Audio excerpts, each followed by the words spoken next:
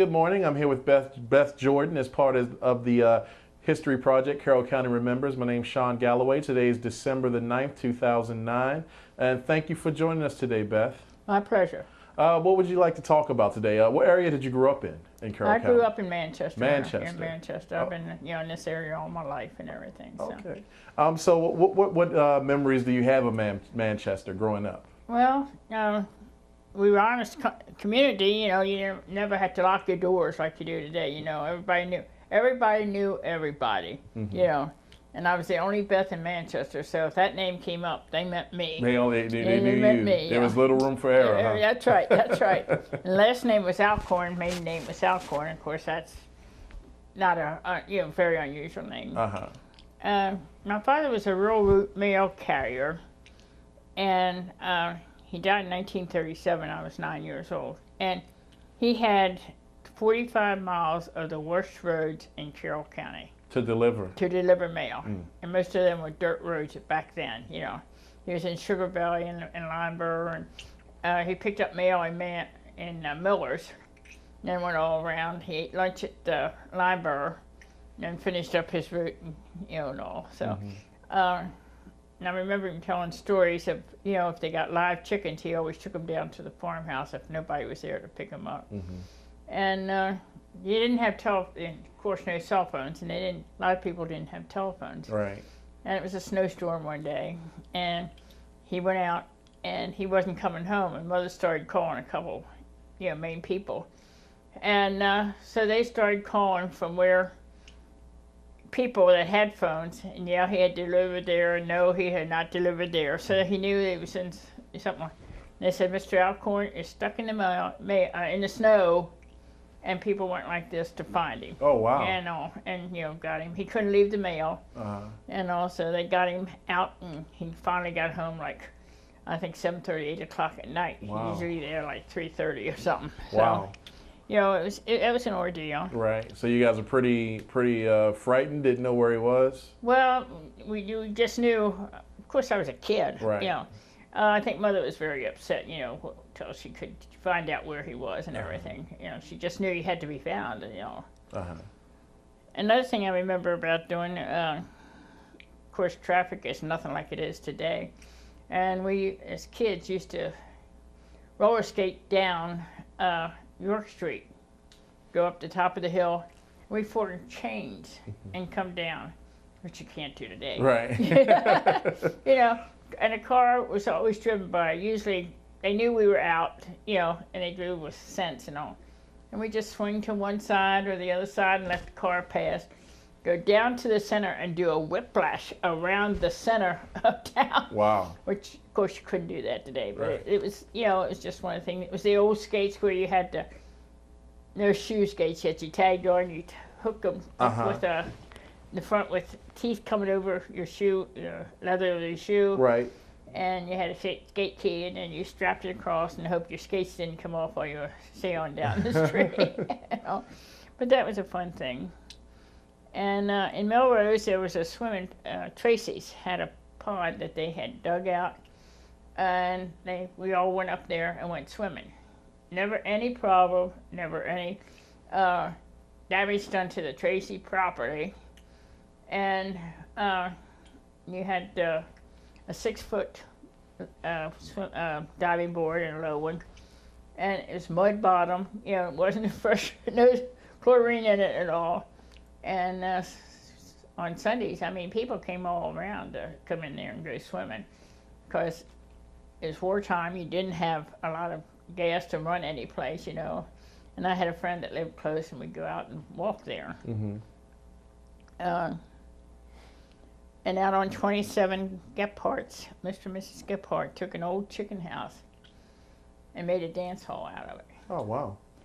And we could walk out there from town, And they had a live band.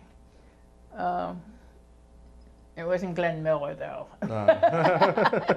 We had, they did a lot of Paul Joneses and changing dances and all. And they served soft drinks and hot dogs and barbecue, I think, were the three things they saw. Okay. And if they saw somebody going in and out too often, they stopped them because they knew they were going out to get drinks. They did not come back in. Mm-hmm. And I mean, they kept a pretty good eye, and it was and people of all ages were there. I mean, married couples, teenagers, adults, and everything. We all got along really good. It didn't have to be, it wasn't just teenagers and all. It was great. It was a wonderful place. Okay.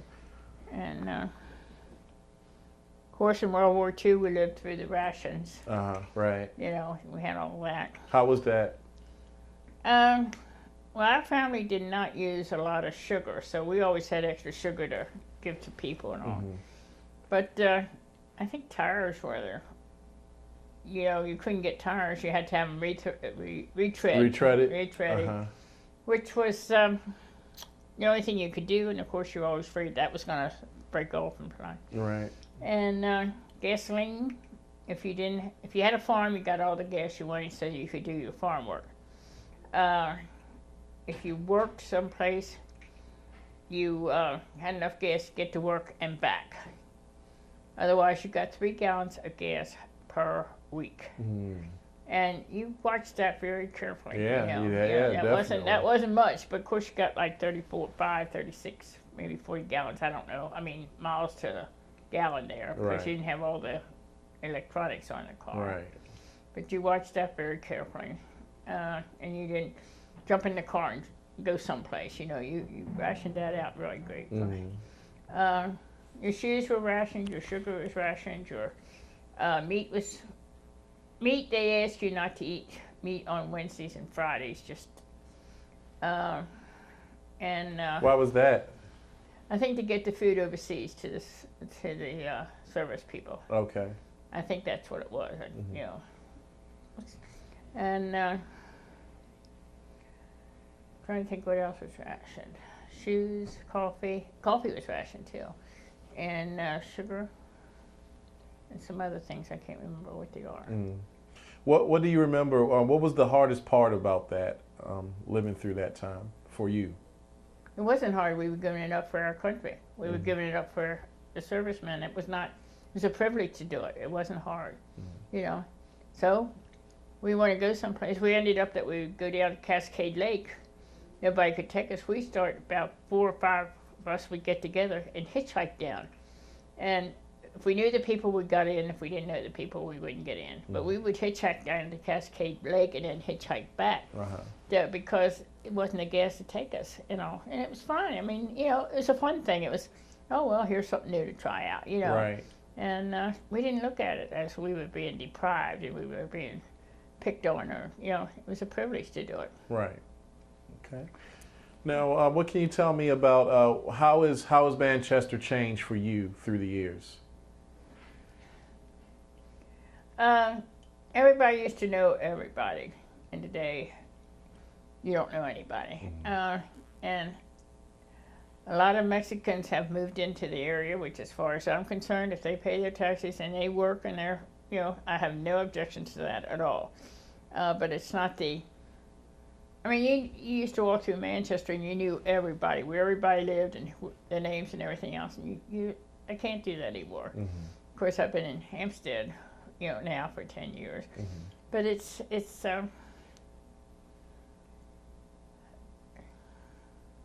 and there was never any problems, never any, you had a policeman, but it was never any problems. Where today there are some problems and what have you.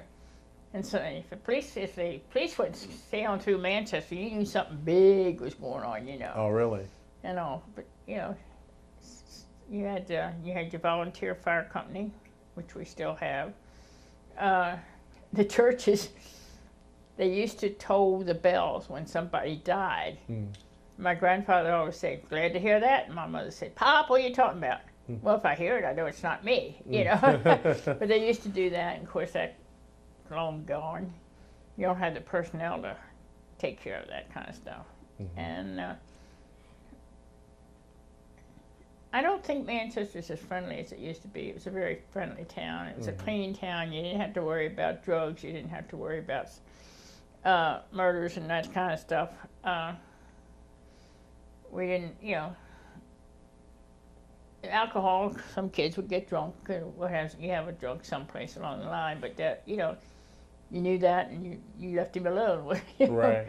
You know, and Halloween was a good old time. But one time, the boys, when I was a teenager, went through. They had some outhouses yet out in Manchester because everybody didn't have a bathroom, and they went out and upset the outhouses, which I'm sure the owners did not appreciate. But one guy was in one time when they upset him. Oh no. And all they could say was, they heard you go, oh, and came crawling out. But, in Halloween maybe you got a soaked up window, but it was never anything tragic. Nothing tragic, right? Nobody was out. They weren't out. They would have a good time, but not to hurt anybody. Right. They weren't, just never did it. Mm-hmm. Did you have any brothers and sisters? I had a brother and a sister that both older than I were. Uh-huh. And they're both deceased. Oh, Any kids for yourself? Yeah, I have 4 daughters, 4 very good daughters. They all still close? One lives in Maple Grove area, goes to church. Now, where I go, I have one's in Philadelphia, and one's in Pittsville, which is below Salisbury, and the other one's here in the Hampstead area. So. Okay, do you see them often, or? Well, the 2 closer ones I see often, and the other 2 I visit, periodically, or they come down, what have you, so. Okay. What's that, before we close out, give me that one memory in your mind that stands out when you think about Manchester. I keep going back to roller skating down York Street, that we could do it. And, we didn't have to worry about cars or anything. That's something that, like you said, would not be able to be done today. And sleigh riding in the cemetery. We used to go sleigh riding in the cemetery, and we pack it down so we had a real nice area to go down. It was safe. It was out of, no cars around. Right. But, okay. Yeah. All right. Well, do you have anything to add today, Miss Jordan? Oh, I don't know. It was a good childhood. I keep thinking I probably grew up in one of the best eras of this time. I mean, we trust people. We were honest. I took a tour of the new Manchester Valley High School. High school. Mm-hmm. And the vice principal was showing us around. And he said, now here's our lockers. I don't know what you all had when you were in school. And said, we didn't have lockers. What do you mean you didn't have lockers? Where'd you keep your stuff? Up in a closet, up in the shelves, with our lunches, our books, or under our desk and all. Uh-huh. And he said, well, didn't they take it? Didn't it get stolen? No, we were trustworthy, And he, and later on, I heard him say, didn't have lockers, Just, he couldn't understand that. He couldn't understand that. But it was a good era that I grew up in. I'm thankful for that. All right. I'm sorry. Oh, you're fine. You're fine. Well, thank you for your time. I really appreciate it. I've enjoyed talking to you today. I enjoyed talking to you and all.